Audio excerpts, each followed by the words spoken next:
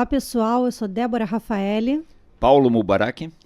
Sejam muito bem-vindos a mais um episódio do Se Não Gera Caixa, Tá Errado. O podcast onde a gente conversa sobre aquilo que importa para as empresas, que é gerar caixa. E eu já vou começar hoje, o episódio de hoje, que é sobre pessoas. People. Já vou começar hoje com uma polêmica, Mubarak. Vou largar uma polêmica na sua mão.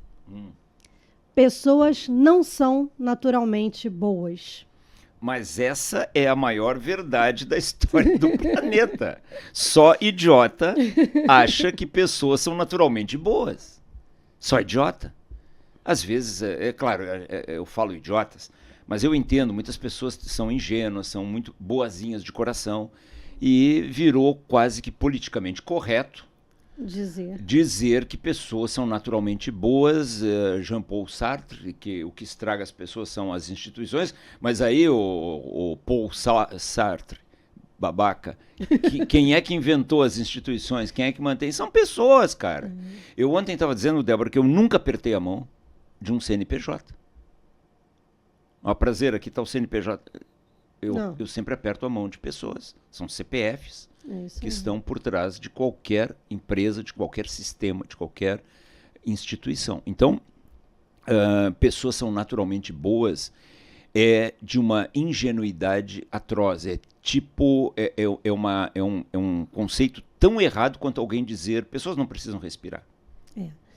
O que também não quer dizer que a gente está dizendo que pessoas são naturalmente ruins. Não. Está dizendo o que a gente está dizendo. Pessoas não são naturalmente boas. Pessoas não dá para partir desse princípio. Não parta desse princípio, exatamente. Pessoas, elas são matérias-primas. As pessoas, elas vêm e vão ser formadas a partir de 3 influências. O caráter de uma pessoa, aquilo que se forma até os 10 anos de idade. Primeiro, da sua carga genética. Tem traços que da humanidade. Da humanidade. Você é um ser humano, você vai vir com determinados traços. Por exemplo, para ser bem prático, a inveja. Todas as pessoas são passíveis da inveja, porque isso faz parte do ser humano.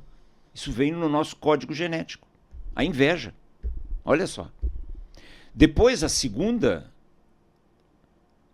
dimensão são aquelas características genéticas também da pessoa. Ficou claro?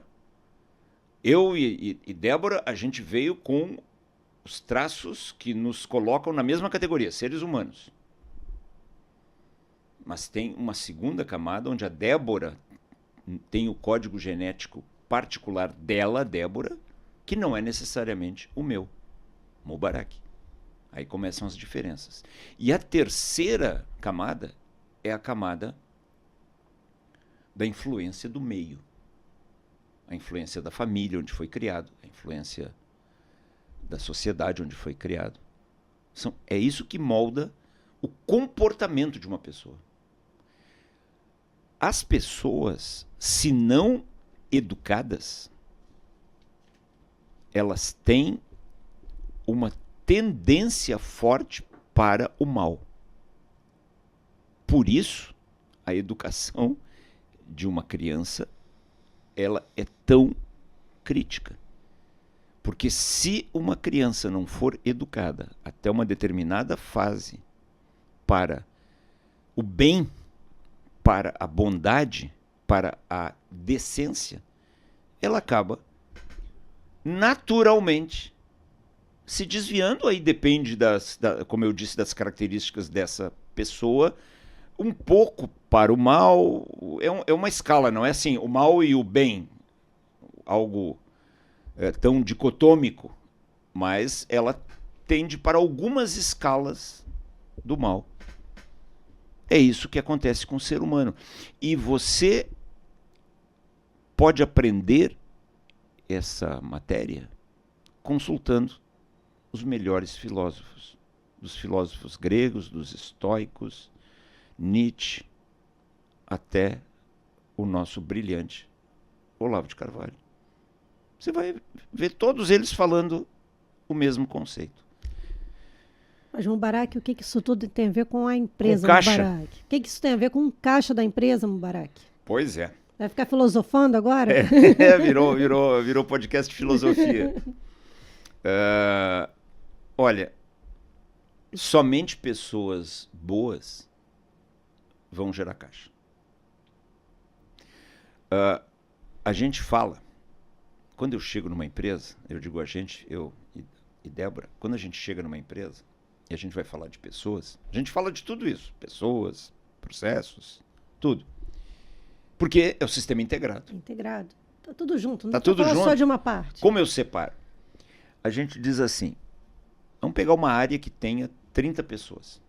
Uma área qualquer da empresa. A gente traça um sistema cartesiano, 2 retas, uma vertical, outra horizontal. Na reta horizontal, a gente coloca os valores da empresa, os valores, os comportamentos que a empresa espera. E no eixo vertical, a gente coloca as metas.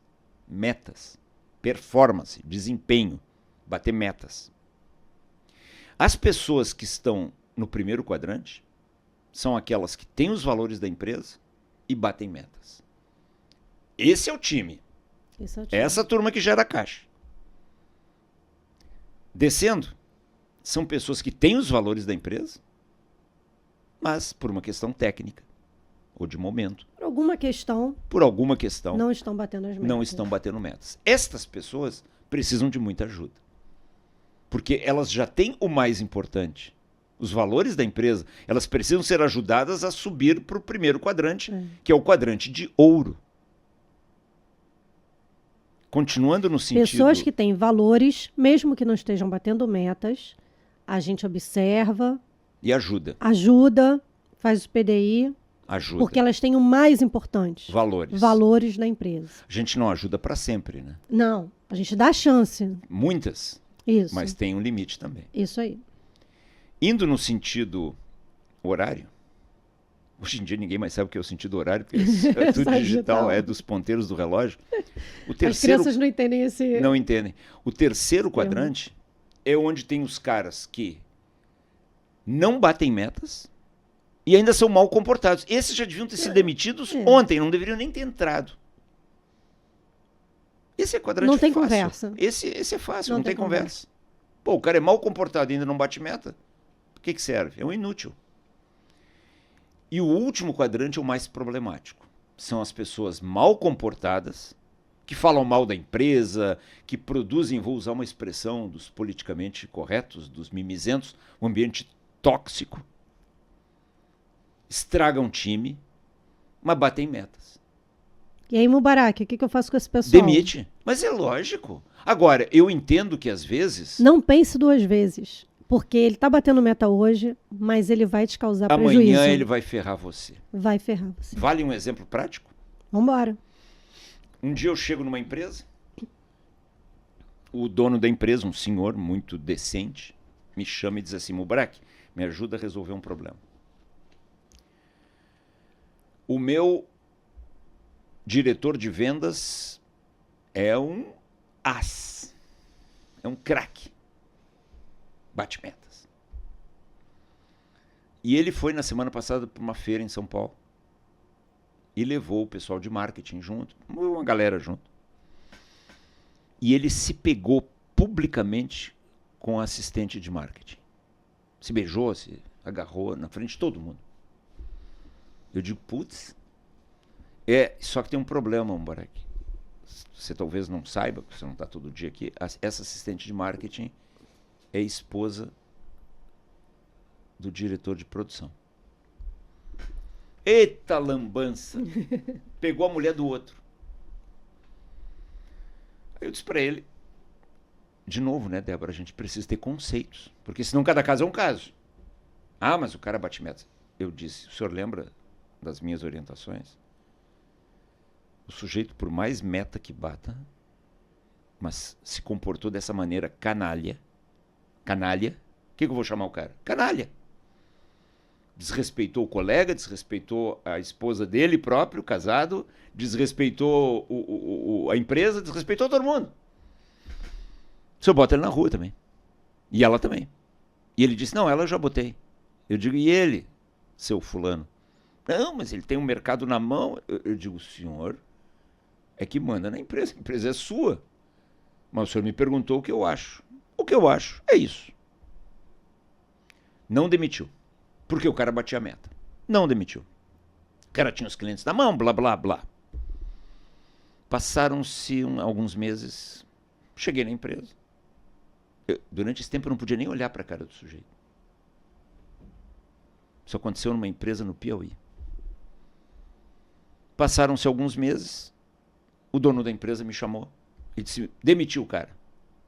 Eu digo, opa, como dizia Elvis Presley, better late than never. Antes tarde do que nunca. Ele disse, mas sabe por quê, Mubarak? Ele me roubou. A maneira, Débora, que uma pessoa faz uma coisa, ela faz todas. É isso. E principalmente se ela vê um campo fértil, né? Mas lógico, um campo que se sabe... acovardou. Exatamente. A pior atitude diante da canalice é a covardia.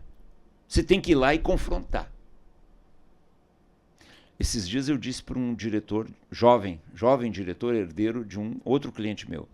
O cara de TI, um fornecedor externo de TI, está roubando ele. Uhum. E ele disse, eu não consigo tirar porque o cara tem todas as senhas na mão. Eu digo, cara, te fode. Eu prefiro me fuder. Mas eu não convivo com ladrão. Vamos ver o que ele vai fazer. É história em progress, em curso. Entenderam, gente? E antes que alguém aí, um mimizento, diga, mas o Mubarak é old school, né? Cara mais velho, cara de escola. Cara, decência não tem idade. E todas as vezes, 100%, Débora, que eu vi uma organização violar os seus valores para manter um cara que bate meta, mas rouba, um cara que bate meta, mas se comporta mal, sabe o que aconteceu? A organização perdeu o respeito perante toda a equipe. Tu não perdeu o cara, mas tu perdeu a equipe. E quando você perde a equipe, você perde caixa. Então, pessoas decentes é que geram caixa. Isso tudo, sempre tudo tem a ver com caixa. Follow the money. Tudo acaba em dinheiro, gente. E aí acho que a gente pode falar aqui da cultura, né? Dos valores. Porque embora seja... É um caso que nem precisava estar escrito, que não é algo decente a ser feito dentro de uma empresa, mas as regras de comportamento, elas devem estar escritas numa empresa. Lógico, os valores da empresa. Os valores da empresa. O que a gente chama de código de ética e conduta dentro de uma empresa. Débora, as pessoas numa empresa, elas têm que ter liberdade para atuar. Sim. Mas dentro de um range, dentro de uma faixa, onde à esquerda está a lei. Você não pode descumprir a lei. E à direita estão os valores. Você não pode descumprir os valores. Isso. Ali dentro você pode navegar. E quanto mais claro forem essas regras, a pessoa não ter dúvida do que ela pode ou não pode fazer, Isso. é fundamental. Isso. É fundamental que existam essas regras para as pessoas dentro da empresa. Tem que estar escrito no código de compliance. É proibido. 2 pontos. Escreva o que você proíbe na empresa. Não tenha medo de parecer velho, de parecer duro, de parecer antiquado. Não, isso facilita a vida. Isso facilita a vida. Facilita a atuação, facilita tudo. Não é? Facilita. Facilita tudo. E um detalhe, não esqueça disso. Aliás, Débora, eu acho que essa é uma das primeiras lições que a gente deveria ensinar para um filho, para uma criança. As pessoas não são naturalmente boas. Foi a sua pergunta e provocação inicial. Basta você ver crianças brincando. É porrada, é escárnio, um tira o brinquedo do outro, um marca o seu território e sai na porrada com o outro. Você acha que isso aí nasceu pro bem? Só por acaso. O ser humano é a máquina mais complicada do planeta. Vem sem manual e com erro. Imagina, você pega uma máquina complicada, sem manual e com falha. Esses somos nós. Eu não estou me excluindo disso aí. Esses somos nós. Mas aí, olha só, sabe um negócio que sempre me impressionou, Débora? Sempre me impressionou, gente. A bondade. Você pode ver que os filmes, as peças de teatro, as músicas, 90% é sobre maldades, né? Jack o Estripador, o assassino não sei da onde, assassinato no trem entre Istambul e Paris. É sobre maldades. Mas a maldade não deveria impressionar ninguém, porque ela é o natural. O que me impressiona é uma família polonesa abrigando 25 judeus nos porões da casa, confrontar os nazistas na Segunda Guerra e mentir para eles, podendo todos serem mortos, para proteger 25 pessoas que eles nunca viram na vida. Isso me impressiona. A bondade me impressiona, porque ela é rara. A maldade não me impressiona. É só sair. Nós somos brasileiros, sai pela rua aí para ver o que é maldade. Sai por aí. Muitas vezes a bondade requer coragem, né? Mas todas as vezes, ser mal não requer coragem, requer covardia. Não é? Então a bondade impressiona. Estude a bondade. Por quê? Porque a bondade deve estar nos seus valores e deve estar no seu código de compliance ou de ética. E na minha empresa eu quero pessoas boas. Boas, decentes. E como eu faço para ter pessoas boas na minha empresa? O processo mais importante de uma empresa é a seleção. E eu sei a dificuldade, porque eu vivo todos os dias, a Débora também, nas empresas, a dificuldade que é selecionar pessoas boas. Uma vez, um babaca veio e disse assim, defina pessoas boas. Porra, cara, pessoas boas cumprem os 10 mandamentos. Pessoas boas não roubam. Pessoas boas não mentem. Pessoas boas não traem. Pessoas boas trabalham pra caramba. Pessoas boas aprendem pra caramba. Pessoas boas poupam pra caramba. Preciso desenhar? Você sabe que uma vez uma empresa, do nada eles resolveram adotar um compliance de empresa de capital aberto, e uma advogada novinha na empresa, ela não me conhecia, eu era consultor da empresa, e ela me disse assim, o senhor precisa mandar o código de compliance da sua empresa. Aí eu disse para ela, olha só, eu trabalho sozinho. E papapá. Parece que o ouvido dela era uma porta, e eu joguei uma bola na porta, bateu e voltou. Ela disse, o senhor tem que mandar o código de compliance. Eu digo, tá bom, vou mandar, a Bíblia. Ela chegou a chorar, de raiva, porque ela disse, o senhor tá gozando da minha cara. Eu digo, o primeiro código de compliance que existe no mundo é a Bíblia. Está ali os 10 mandamentos. Ou a Bíblia que você acreditar. O Evangelho segundo o Espiritismo, a Bíblia dos judeus, o Torá, está tudo lá, cara. A Bíblia dos batistas, dos evangélicos, está tudo lá, cara. Isso é pessoa boa, é aquela que segue aquilo ali. E pessoa boa volta lá ao gráfico que você descreveu anteriormente. Aquele lá. São as pessoas que são aderentes aos valores da empresa e que batem metas. Só que quando eu estou recrutando essas pessoas, eu ainda não sei que elas batem metas. Não sei. Talvez um histórico e tudo, mas ela vai para um novo ambiente. Pois é. E também ainda não convivi para ver se ela vai cometer falhas. Perfeito. E aí o que eu preciso para poder selecionar as melhores e... Acertar mais, né? Acertar mais. Porque esse é um grande problema das empresas, que é o turnover, né? O turnover. Você contrata e manda embora e fica tentando. Isso custa muito dinheiro para as empresas. Custa tempo, desperdício. Erros, caixa. Então esse é um grande indicador, é o principal talvez do RH. Está ali turnover, treinamento, né? Também é um outro indicador muito importante. Mas esse processo de recrutamento e seleção, ele é muito importante. Existem muitas ferramentas hoje em dia que ajudam a gente a fazer essa avaliação. E recrutar uma pessoa significa, vamos lá para o SIG, Sistema Integrado de Gestão. Primeira coisa, eu tenho que conhecer o processo. Onde essa pessoa vai trabalhar? O que essa pessoa vai fazer? Porque uma pessoa, quando é contratada para uma empresa, ela já tem que entrar sabendo qual é o processo que ela vai atuar e qual é a meta dela. Eu só contrato pessoas para encaixar dentro de um processo, né? Claro. E se ela vai para processo, antes de contratar, eu tenho que desenhar muito bem o perfil dessa pessoa. Quais são as características que essa pessoa tem que ter? Qual é a formação desse profissional? E, Débora, para eu não esquecer, desculpa interromper você, salário não faz pessoas ruins tornarem-se boas. Porque às vezes o pessoal diz, não, mas a pessoa é ruim ou não sei o quê, que ganha pouco. Não tem correlação. Então, eu vou botar mais uma pimenta. Aumento de salário não vai fazer as pessoas produzirem melhor. Não, não vai. Não vai. Não vai. Pessoas erradas... Eu não estou dizendo que as pessoas não têm que ter aumento, não merecem ser lógico que promovidas. Não é isso que eu estou falando. Não. Mas não tem ligação. Você pode dobrar o salário, triplicar o salário. se ela não souber fazer, se ela Se não são quiser pessoas fazer, ruins, elas pessoas não que vão. não compactuam os valores da empresa, eles não vão atingir as metas. Não vão. Agora, um ponto muito importante. A sua pergunta. Tá bom, e aí como eu recruto melhor? Eu vou dizer para vocês assim, esse problema é tão grave hoje no Brasil, porque no Brasil nós deterioramos toda a sociedade, né? Toda a sociedade. Nós escangalhamos o Brasil. Aí dá turnover alto. Atestados, mentiras, não é?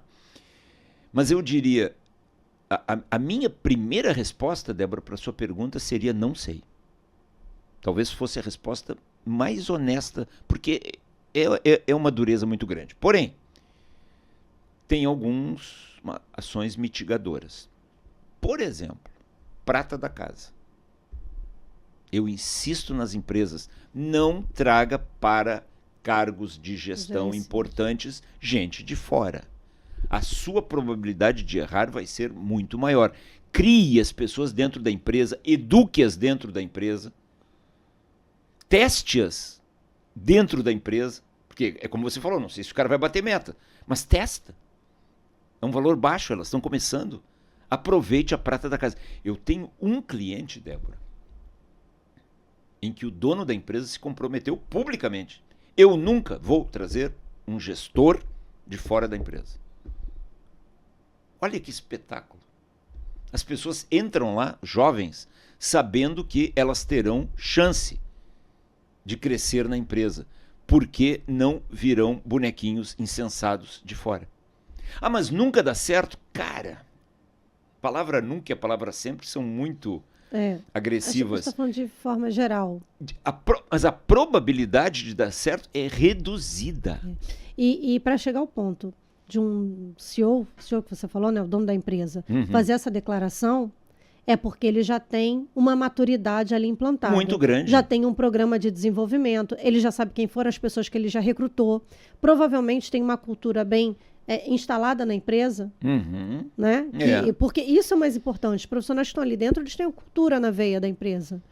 Eu vou dizer... Então, tem todo esse processo de desenvolvimento de substitutos que, até nas próximas contratações, vai sempre pensando na renovação. Pessoas com potencial de crescer dentro da empresa. Primeiro nos valores. Não tem aquela máxima que o pessoal fala de RH, que RH contrata pela capacidade técnica e demite pelo comportamento? Pois é. Então contrate pelo comportamento. Faça testes, como a Débora disse. Tem o PI, né, o Predictive Index, tem o Label, tem o DISC, tem dezenas de testes que são importantes para a gente prever. Agora, você botou pimenta 2 vezes, eu vou botar a terceira. Como faz numa fábrica? Você sabe que esses dias eu assisti um podcast, Débora, com um cara muito legal, chamado Érico Rocha. E ele disse que uma vez, eu não lembro direito do contexto, mas ele disse que lidou em um negócio, ele que está acostumado no virtual, com uma fábrica de verdade.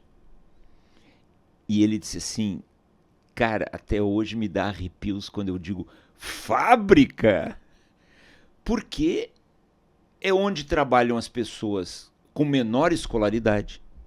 Pergunta para um rapaz jovem hoje, mesmo muito pobre, se o sonho dele é ser operador de empilhadeira.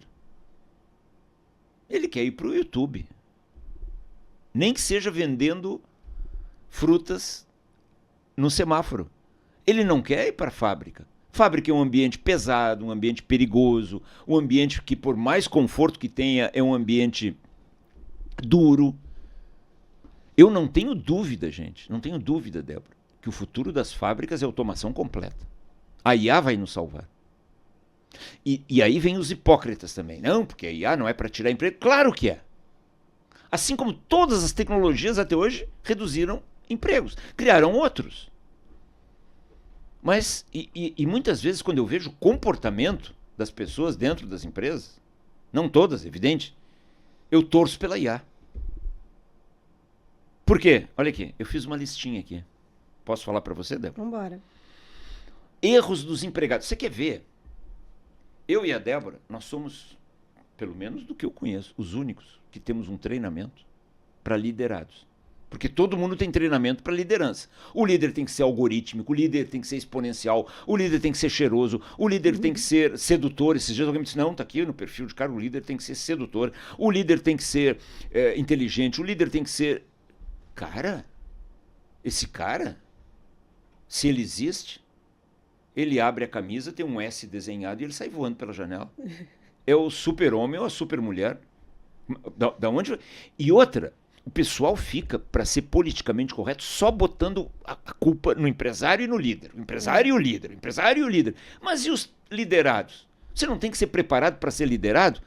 Para você mandar, você precisa primeiro aprender a obedecer. Eu fiz uma listinha aqui, atestados. Inclusive, numa empresa, todos os líderes, com exceção até o presidente, são liderados também, né? Mas lógico. Você lógico. lidera uma equipe, mas o você presidente é liderado pelo caixa. Deveria, né? Esses dias um presidente me disse, mas ninguém manda em mim. Eu digo, claro que manda, você que não sabe, o caixa. É isso aí. Comece a fazer desaforos pro caixa para você ver o que ele vai fazer com você. Você vai para baixo da ponte. Atestados. Não está institucionalizado isso hoje no Brasil? Você mete atestado. E é meter atestado mesmo. É mentira. Alguns médicos vergonhosamente compartilham. E as pessoas se prestam esse papel. Provalecem disso. Saídas constantes para ir a médicos. Preguiça. Falta de respeito. Trocas constantes de empresa. O cara não para em lugar nenhum. Nariz em pé, desinteresse. Olham redes sociais durante o trabalho, mentem, roubam, fofocas, propinas. Não cuidam do patrimônio da empresa, forjam números, faltam aos treinamentos, vestem-se de qualquer jeito, sabotam máquinas. Concorrem a presidente do CIPA para ter estabilidade no emprego, praticam assédio sexual, escondem erros, não cumprem prazo, violam orçamento, não leem, não estudam, debocham, intimidam. O que mais? Se você é um hipócrita, você vai estar dizendo, aonde é isso? Porra, periga de nascer na sua casa. Periga ser você. Isso tudo aqui eu não tirei da teoria. Não. A teoria diz que as pessoas são boas por natureza. Mas olha aqui o perfilzinho. Isso claro aqui que é o não... que a gente diagnosticou nas empresas. Isso aqui é diagnóstico de empresa. Lida com isso. Lida com isso. Então, outra maneira, Débora, de mitigar os efeitos do turnover, de tudo isso, evitar o turnover, é você dar treinamento. Na entrada do cara, talvez até na seleção. Olha, para liderados. Não, isso é muito importante. É o treinamento de integração, né? O cara, antes de começar o trabalho, ele já tem que começar a conhecer a empresa. Antes de ser admitido. Olha, aqui é assim. Uhum. Vai entrar, você sabe como é.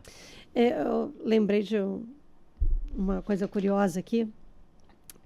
Na época da empresa de ônibus que você citou, que eu estive, a coordenadora de RH, que é espetacular, ela fazia o recrutamento, seleção das pessoas, e falava o seguinte, todo mundo chegava lá, na hora que o pessoal quer emprego, tudo é mil maravilhas, né? Ela falou, agora, gente, tem uma coisa para falar para vocês. Os ônibus aqui já têm uma certa idade, não são todos novos, a gente tem dificuldades, por vezes eles quebram, e não é um mar de rosas trabalhar aqui, é tudo transparente. Mas eu não estou prometendo para vocês que vocês só vão dirigir ônibus novos, acabaram de ser comprados e tal. Agora, eu vou sair da sala, vou beber um café, vocês têm 5 minutos para pensar se vocês querem continuar no processo seletivo ou não.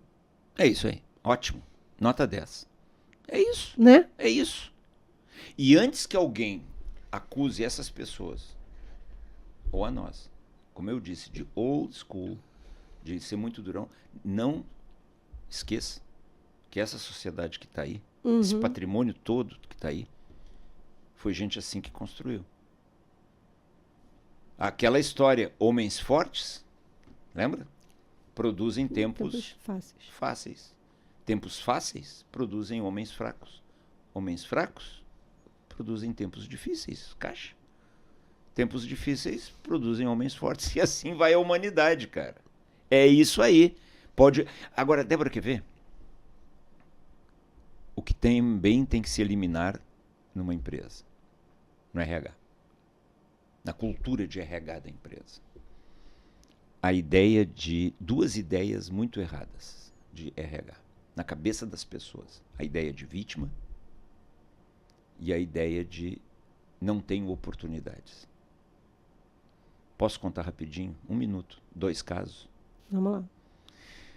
Quando eu tinha 10, 11 anos de idade, na minha família, família da minha mãe, nós tínhamos um tio, irmão da minha mãe, que era muito legal.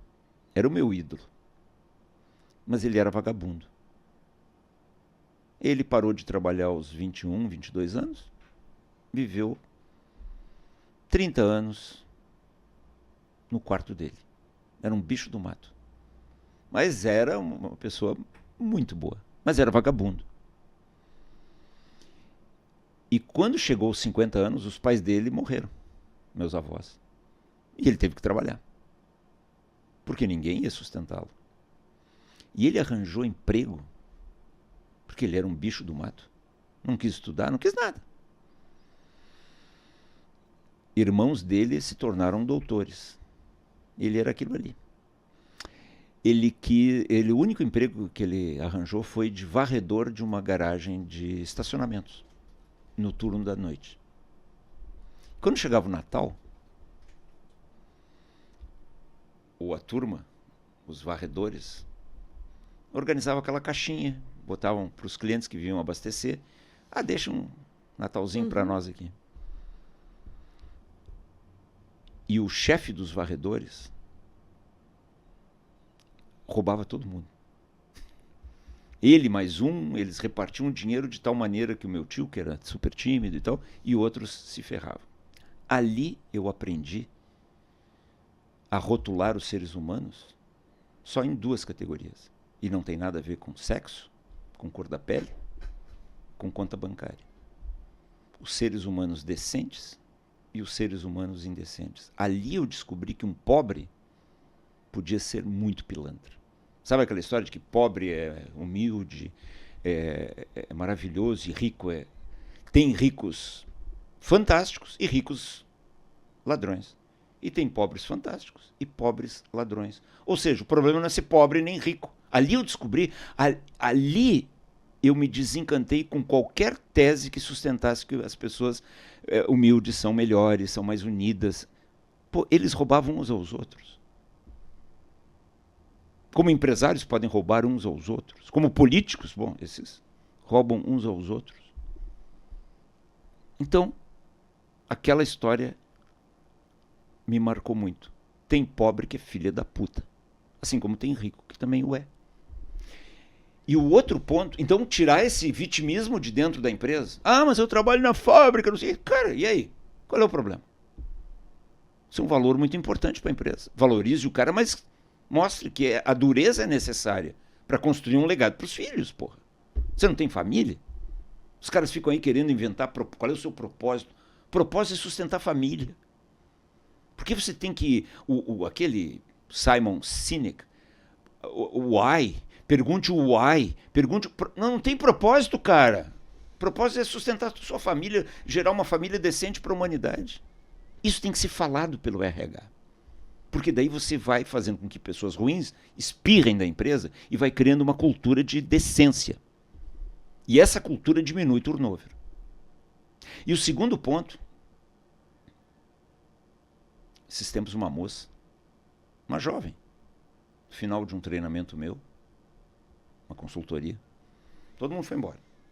Terminou o treinamento, não sei o que, tiramos foto, todo mundo foi embora. E ela veio e disse assim, posso falar algo para o senhor? Eu disse, claro, só nós na sala. Ela disse assim, o senhor fala tudo isso aí porque o senhor é um burguês e não sabe a merda que eu ganho. Aí eu estava arrumando minha mochila.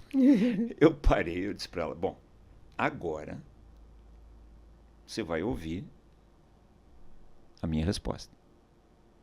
Certo? Em primeiro lugar, nunca julgue uma pessoa deste jeito cretino. Se eu sou burguês, se eu sou rico, se eu sou pobre, se eu nasci embaixo da ponte numa mansão, você não sabe, então não me julgue. E não é da sua conta, você nunca vai saber. Porque isso não tem nenhuma importância. Eu disse, em segundo lugar, se você está ganhando uma merda, você precisa ter oportunidade de melhorar. Ah, é claro, falou oportunidade, brilha os olhos. Eu digo, mas oportunidade? Sabe o que é oportunidade? Qual é o conceito que você tem de oportunidade? Alguém que vem e coloca você numa cadeira e diz que você vai ganhar 20 mil por mês e dê um laptop e dê um carro para você. Isso é oportunidade? Isso aí é esmola.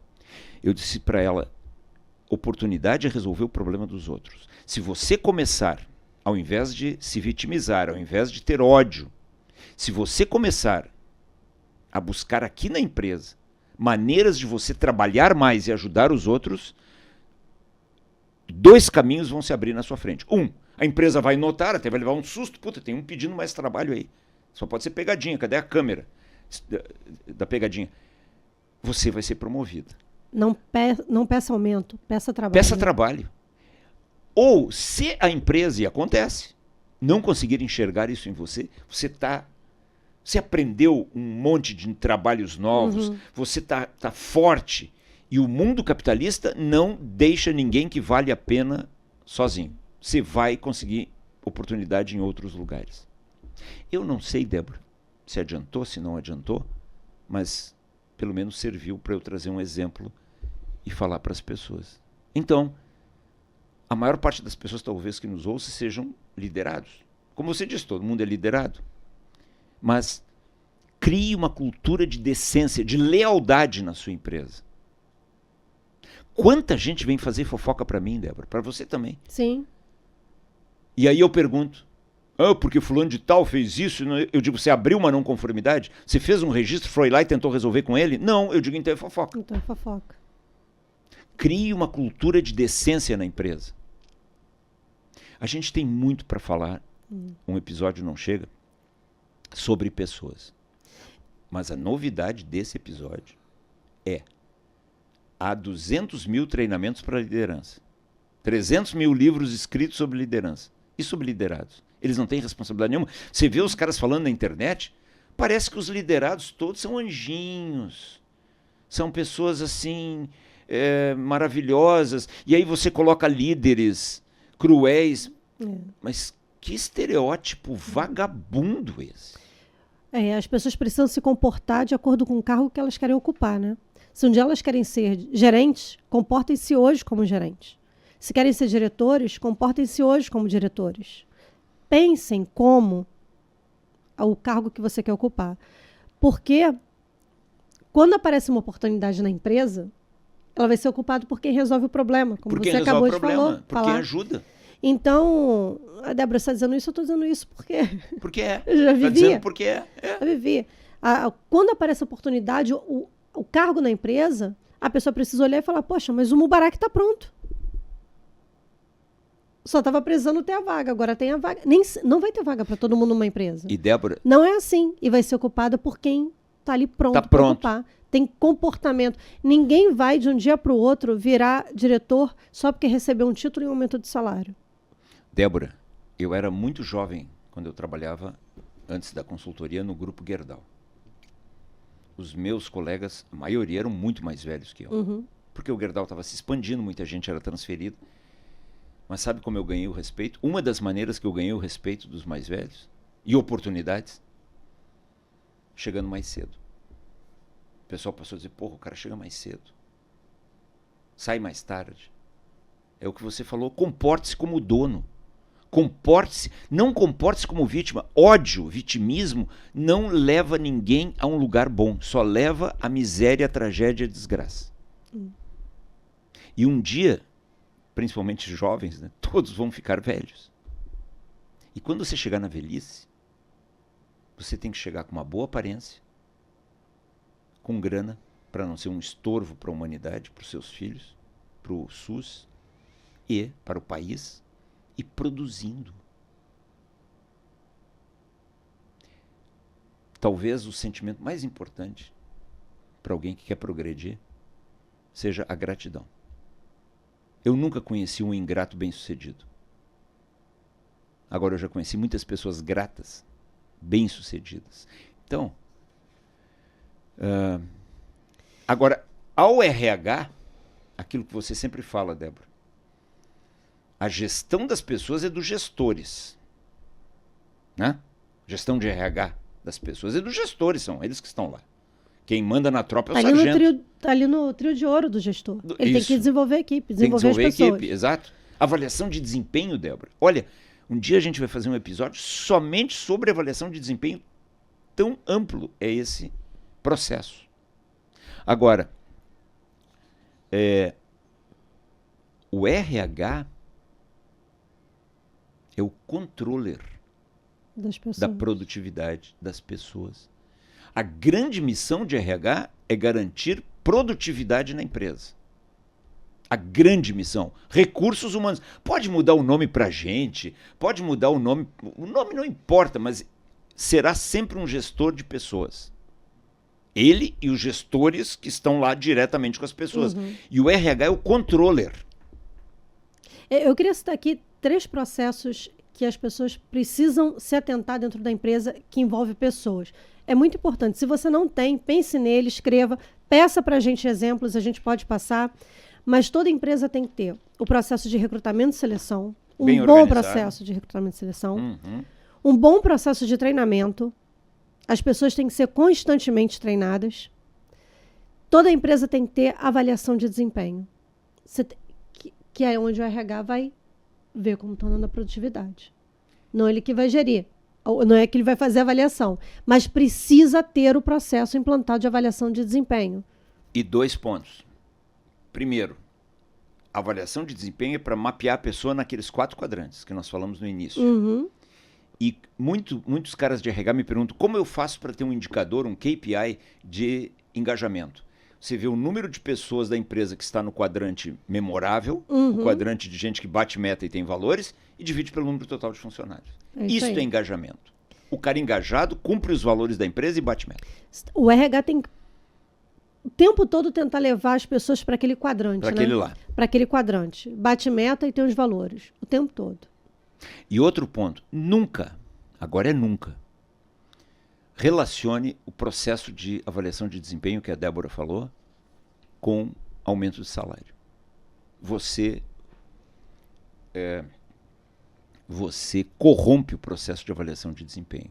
Porque daí as pessoas vão dar aumento, fazer boas avaliações dos demais, simplesmente para não tirar o aumento das pessoas. Aumento de salário se dá por aumento de produtividade e batimento de metas. Avaliação de desempenho não é para dar aumento de salário.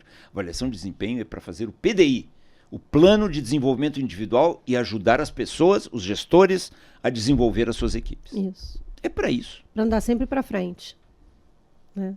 Também não é para a covardia de descobrir que aquele profissional não está cumprindo, não performa, né? Isso aí tem que ser todo dia o gestor vendo, não pode esperar uma ferramenta para poder descobrir a performance do... Lógico. Performance do profissional. Bom, tem assunto que não acaba mais, pessoas. Muito. Isso aqui é só uma introdução, né? Não dá nem... Só o primeiro. Só uma introdução. Temos livro para indicar sobre o assunto pessoas? Vocês precisam, quem nos assiste, entender que eu e a Débora, a gente durante o dia está na prática, está com a mão na massa. Há 25, 30, 40 anos. E à noite a gente está estudando. E aos domingos debatendo. Aos domingos debatendo. Durante muitos... Aos sábados gravando podcast. Sábados gravando. E sabe por quê? Porque existe uma ideia errada de qualidade de vida. Isso aqui é qualidade de vida. Trabalho é qualidade de vida. Estar com a família, estar passeando, estar no bar bebendo chopp, claro que é qualidade de vida também. Mas trabalho é muito qualidade de vida. Aí é que eu digo, Débora, uma pessoa decente, uma pessoa boa, ela quer deixar um legado para os filhos. Eu disse um dia para minha filha, Vitória, o que você vai escrever? Uma palavra. Uma. Nem frase é. Na lápide do meu túmulo. E ela disse, esforço. E é assim que eu quero ser lembrado. Não quero ser lembrado... O que você vai escrever na lápide de um cara que mete atestado? Metia atestados como ninguém. Tá lá na lápide do cara. Na lápide do outro, roubava como ninguém. Tem vários candidatos conhecidos para essa lápide. Roubava como nunca. Traía a família. Eu só queria uma palavrinha, esforço. E tá aqui o rei do esforço. Eu e a Débora, nós conhecemos muito toda a bibliografia do mundo sobre gestão de pessoas. A gente vive estudando. E hoje, com inteligência artificial, com IA, com a internet, a gente não está falando. E o melhor livro, Débora, que eu pessoalmente conheço, acho você também, sobre gestão de pessoas, foi escrito por um conterrâneo seu, um carioca, chamado Bernardinho. Nesse livro, transformando o que em ouro? Suor, esforço. É um livro para líderes e liderados também, né? Para todos. É outro livro aí que eu já dei bastante de presente. Para todos. E Débora, eu comecei a... E além de tudo, é muito agradável de ler. Quando eu li esse livro a primeira vez, eu comecei a sublinhar, como eu sempre faço, os pontos importantes. Aí eu parei. Eu digo, eu estou sublinhando o livro inteiro, cara. E aqui no final do livro, o Bernardinho ainda coloca uma extensa bibliografia de livros fantásticos sobre gestão de pessoas.